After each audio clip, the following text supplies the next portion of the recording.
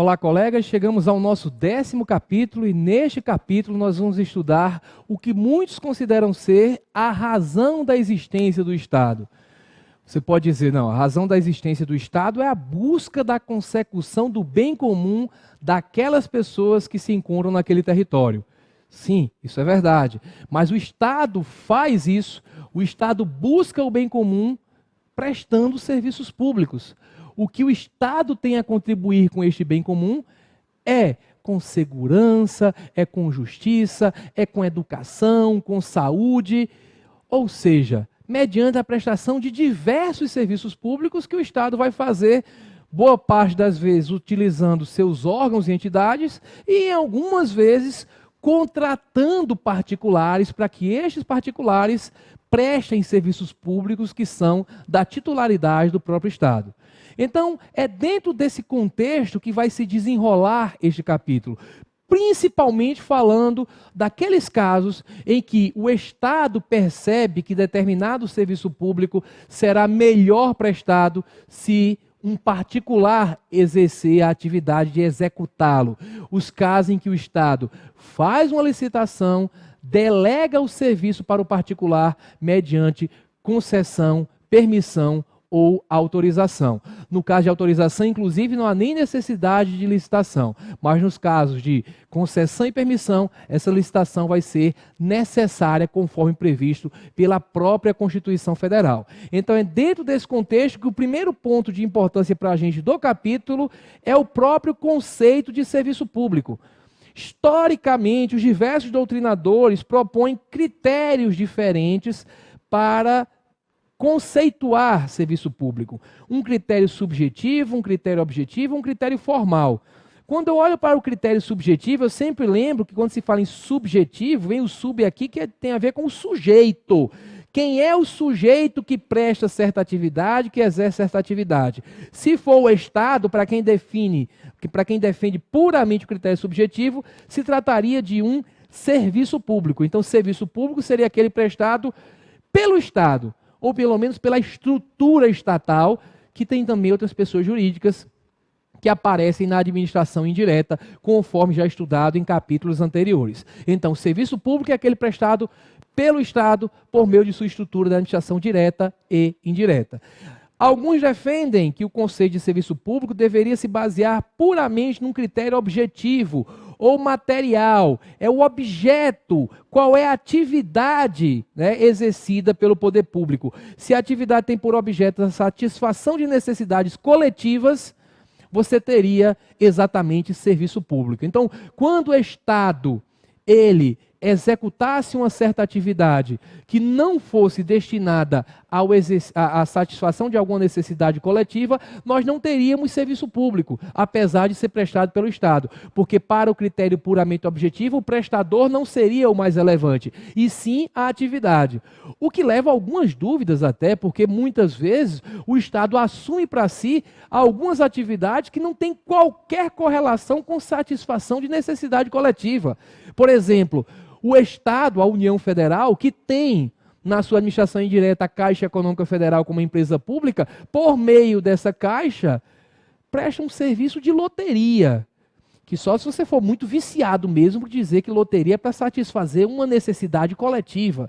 Então isso gera algumas dúvidas para você definir exatamente quais são essas necessidades coletivas para que você diga que aquele serviço que está sendo prestado é um serviço materialmente enquadrado como serviço público. E, inclusive, existem alguns serviços que são serviços que satisfazem necessidade coletiva e que são prestados por particulares mesmo sem uma concessão do Estado, sem que o Estado autorize, ou melhor, conceda por meio de contrato essa possibilidade. O Estado simplesmente fiscaliza aquela operação, autoriza que ela aconteça, mas não há essa contratualidade, porque o Estado não é titular exclusivo daquele serviço, como é o serviço de saúde, prestado também por vários particulares que não são concessionários, delegatários ou autorizatários, que não têm um vínculo contratual ou um vínculo mediante ato administrativo do Estado para prestar um serviço que é de titularidade do Estado. Então, o critério material também é um critério complicado, que a gente não pode hoje em dia adotá-lo puramente. Alguns falam no critério formal. O Critério formal é de acordo com o regime jurídico. Seria serviço público apenas aquela atividade exercida em regime de direito público, derrogatório e exorbitante do direito comum.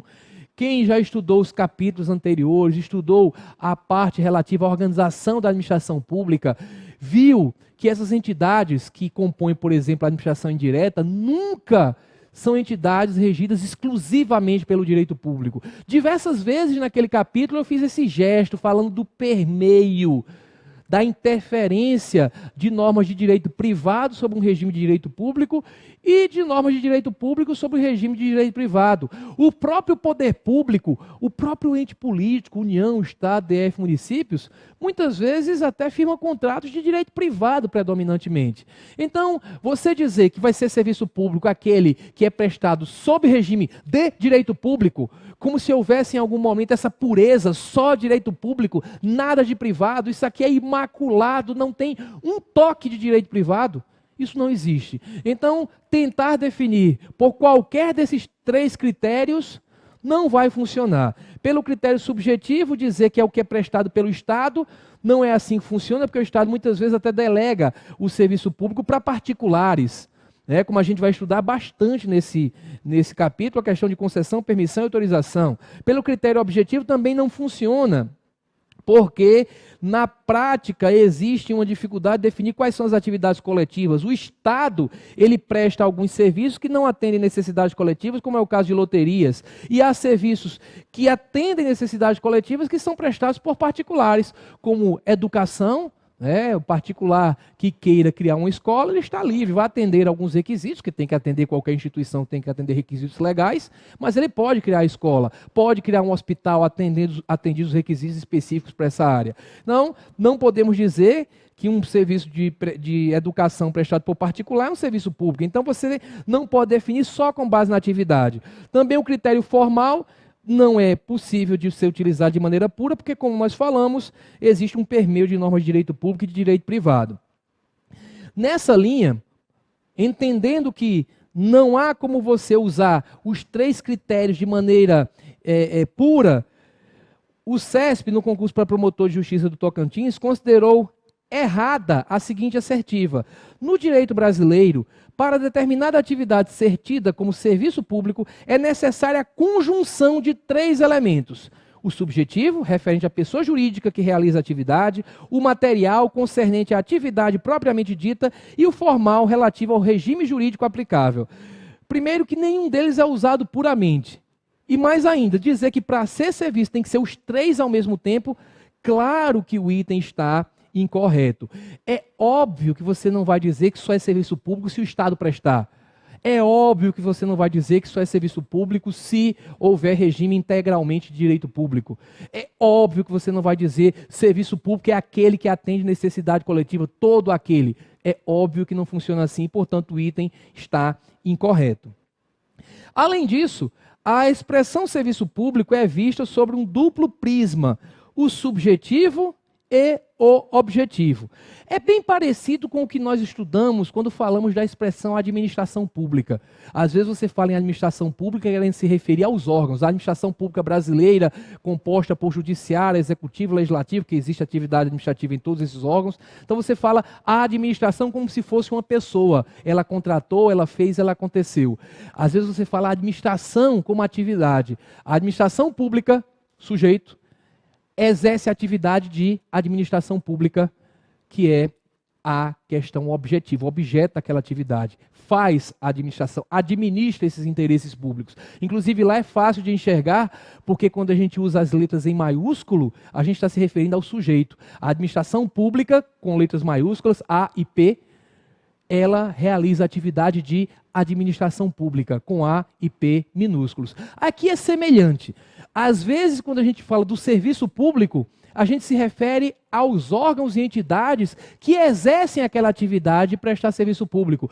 Inclusive, por exemplo, há uma decisão do Supremo que muitos acham estranha, quando se diz, olha, a OAB não é uma autarquia, a Ordem dos Advogados do Brasil é um serviço público autônomo. Então você está se referindo à instituição. A OAB é um serviço público que exerce certas atividades que são enquadradas como serviço público no sentido objetivo.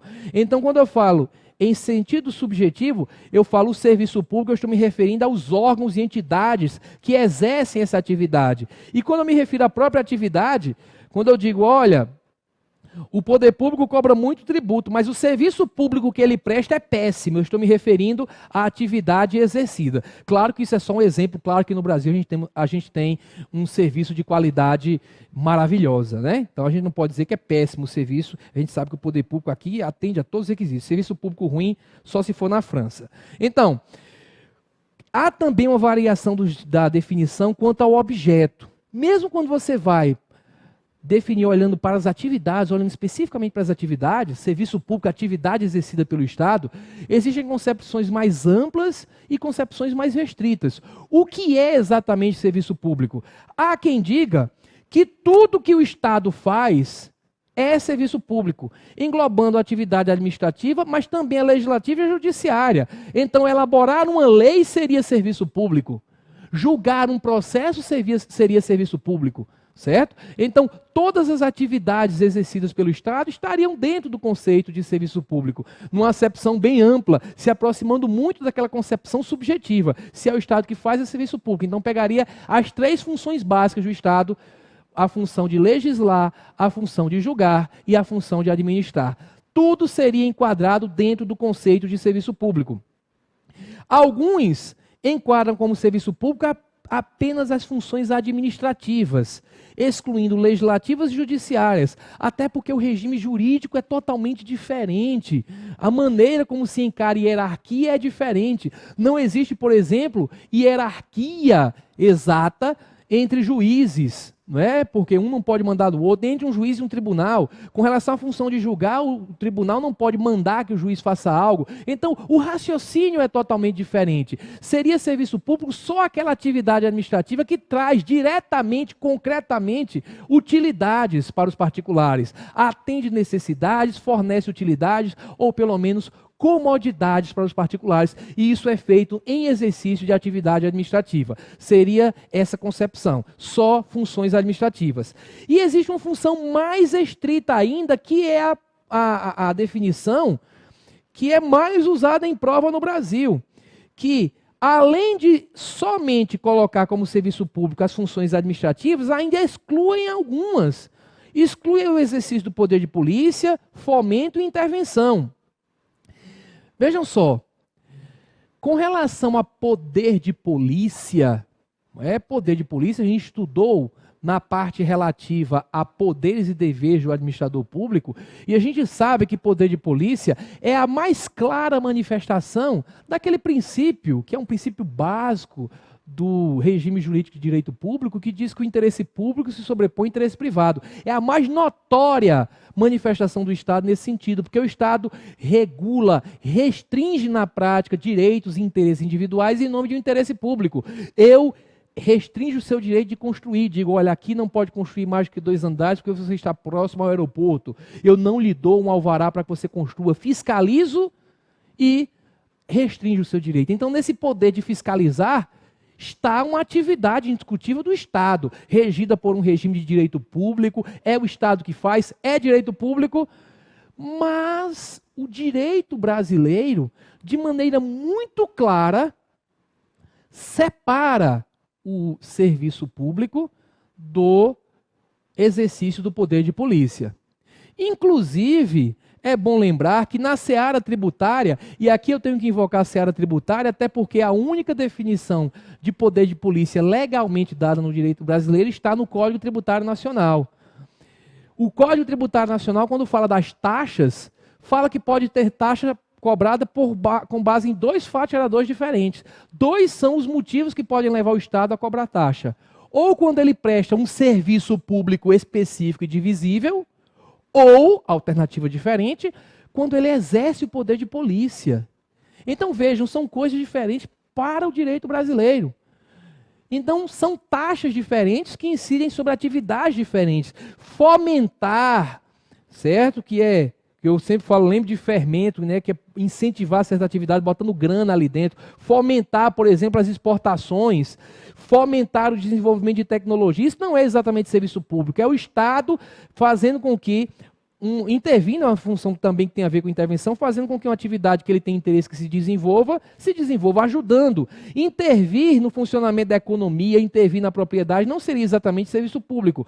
Porque, vejam, nesses casos, poder de polícia, fomento, intervenção, o Estado não está gerando utilidades para atender os particulares, atendendo necessidades, trazendo comodidades. O Estado está intervindo, fomentando que certa atividade cresça ou fiscalizando o próprio particular. Então não são atividades enquadradas dentro do conceito que a gente usa em direito administrativo. Então a nossa tendência vai ser usar mais esse daqui, salvo nos casos em que a gente perceber pelo contexto que alguém esteja analisando a matéria usando a expressão mais ampla de serviço público. Bem, no concurso para procurador do DF, a ESAF propôs o seguinte item: o exercício de atividade estatal de polícia administrativa constitui a prestação de um serviço público ao administrado. Eu acabei de mostrar para vocês que o direito brasileiro separa as duas coisas. O Código Tributário Nacional separa de maneira muito clara. Tem um artigo falando sobre o que é polícia, outro falando das características de um serviço que justificariam a cobrança de uma taxa. Então, obviamente, esse item está incorreto, jogou na seara do serviço público atividades que não são consideradas serviços públicos. Então, lembrem que é essa definição que a gente tem que usar a prioristicamente em prova, salvo se pelo contexto você perceber que o sujeito está falando de uma outra coisa, certo? Então, são funções administrativas e delas nós devem ser excluídas poder de polícia, fomento e intervenção. Muito bem.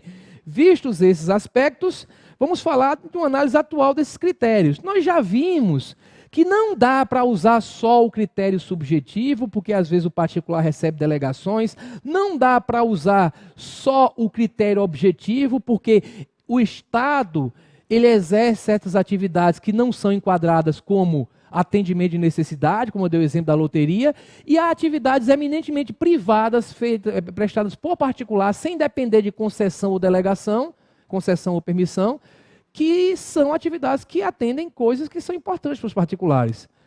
Necessidades coletivas, como saúde e educação. Tem a parte estatal, saúde e educação pública, e tem a parte privada. Então não dá para usar só o critério objetivo, também não só o critério formal, porque há um permeio entre direito privado e direito público nas atividades exercidas por qualquer ente estatal e às vezes até por particulares, que são delegatários de atribuições do poder público. Muito bem, então dentro dessa linha, a gente tem que fazer uma harmonização, como gostam os apreciadores de vinho, fazer uma harmonização entre esses elementos. A gente não vai abandonar nenhum desses elementos, mas vai olhar para os três ao mesmo tempo, harmonizando-os, reduzindo o alcance em alguns momentos, olhando para o que acontece nos dias de hoje, para que a gente crie as definições. As definições utilizadas hoje são múltiplas, mas sempre se baseando nesses critérios com as devidas adaptações. Lembre da questão lá do DF. Você não pode dizer que tem que estar presentes os três requisitos. Você tem que harmonizá-los, flexibilizá-los, deixar de lado alguns exageros dessas definições, dessas concepções puristas, né? Objeto, que seria o conteúdo, material, questão subjetiva, questão formal, deixar de lado os exageros para chegar a algo condizente com o que acontece hoje em dia. A título de exemplo, a definição da Maria Silvia Zanella de Pietro diz que serviço público é toda atividade material que a lei atribui ao Estado. Atribui ao Estado, mas aí você pode dizer, está usando aí então um critério, será que é um critério puramente formal, porque está exigindo que a lei atribua ao Estado, ou é um critério subjetivo porque foi para o Estado? Vamos devagar, porque se diz para o Estado, mas flexibilizando para o que a gente vê hoje em dia, se diz que ele, o Estado, vai exercer, né, para que ele a exerça diretamente é usando os seus órgãos e suas entidades E quando eu falo de entidades, eu estou me referindo fundamentalmente à administração indireta, certo? Então, para que ele exerça diretamente ou por meio de seus delegados. Quando eu falo em delegados, eu estou falando dos 3 grupos, né? Dos 3 grupos. Quem recebeu a delegação do Estado pode ser um concessionário, pode ser um permissionário ou um autorizatário. Vejam que eu flexibilizei, não exijo que seja só o Estado. Eu admito que seja um particular. O importante é que a lei ou a própria Constituição, aqui está a lei em sentido amplo, atribua ao Estado para que ele o faça diretamente ou por meio de seus delegados, com o objetivo de satisfazer concretamente as necessidades coletivas. Quando eu coloco satisfazer concretamente as necessidades coletivas, imediatamente, diretamente o objetivo é esse, aí eu excluo outras atividades, né? Outras atividades como fomento, como a atividade de polícia, como a atividade até legislativa e judiciária, porque isso aí é uma atividade em que não se está atendendo concretamente a necessidade das pessoas. Claro que de vez em quando acontecem conflitos, né? E você precisa submeter ao judiciário para você concretamente exercer seus direitos. Mas isso aí já é uma situação secundária, porque a atividade em que diretamente se vem trazer uma utilidade, atender a uma necessidade ou trazer uma comodidade para as pessoas, essa é uma atividade que pode ser enquadrada dentro de serviço público, desde que obedeça aos demais requisitos que nós estamos analisando. E quando ele fala, veja que a Maria Silvia já usou aqui, quando falou do Estado, usou em parte o critério subjetivo. Quando falou do atendimento concreto às necessidades coletivas, usou algo do sentido objetivo, né, da matéria, e vai usar aqui o sentido formal. Falou de algo formal também quando diz que a lei atribui ao Estado, mas colocou sob regime jurídico total ou parcialmente público, porque total é muito raro que aconteça. O regime parcialmente público, ele pode efetivamente ser adotado por conta desse permeio que tantas vezes eu citei. Então, uma boa definição trazida pela Maria Silvia. E aí nós vamos analisar algumas classificações relativas ao serviço público. Em primeiro lugar, a classificação que fala dos serviços propriamente ditos, que são essenciais, e os serviços meramente de utilidade pública, que são os serviços não essenciais. Com isso, a gente conclui esse bloco e no próximo começa a falar das classificações do serviço público. Até lá!